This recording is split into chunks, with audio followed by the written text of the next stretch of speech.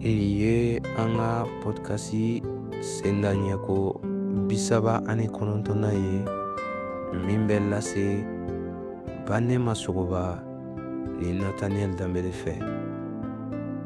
Bi tɛnɛn don marisi kalo tile 3 san 2025 an ka verse kalanta bɛ bɔ Ngalon sura 18 verse 22. O yɔrɔ b'a fɔ an ye ko mɔgɔ min bɛ muso sɔrɔ o ye fɛn ɲuman sɔrɔ. O tigi kunnadiyara matigi fɛ. Nin yɔrɔ bɛ a yira an na ko ka ɲɛnatɔmɔli kɛ furuɲɔgɔnmaw ta fan fɛ o ye sendan ye barikama ye danaba ka ɲɛnamaya la. Nin verse bɛ an hakili jigin ko furu ye duba ye o min bɔra Ala la ni a sɔrɔla a sigilen bɛ Ala sago kan. Ka furucɛ wala ka furumuso sɔrɔ ka kɛɲɛ ni Ala dusukun ye o sirilen tɛ an nisɔnw la, nka k'a ɲini ka Ala ka hakilitigiya ani k'a deli ka Ala kunkilenna sɔrɔ. Jɛɲɔgɔnya min sinsinnen don Kirisa kan o ye hɛra ani basigi ye ni ta fan fɛ o min bɛ bɔ Ala yɔrɔ.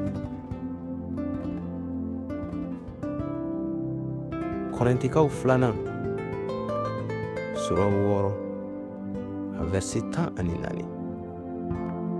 Aw kana don danabaliw fɛ u ka tɔnajiri bɛnbaliw kɔrɔ.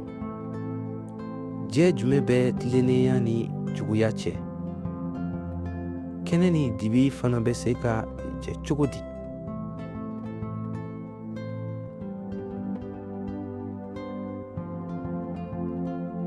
Ni a sɔrɔla i bɛ miiri la wala i bɛ labɛn na furu ta fan fɛ, i ka ɲɛnatɔmɔli o kalifa Ala ma.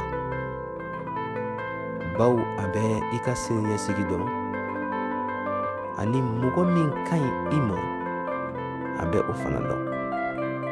Kana to i ɲɛ ka minɛ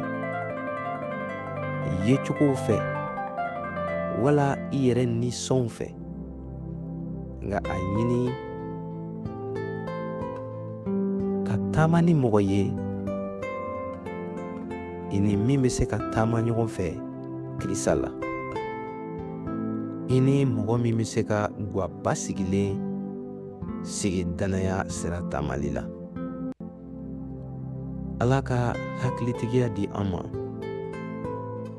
ani faranfasili walisa an ka furuɲɔgɔnma ɲɛnatɔmɔ ka kɛɲɛ ni Ala ka ko latigɛlenw ye, walisa an ka furusiri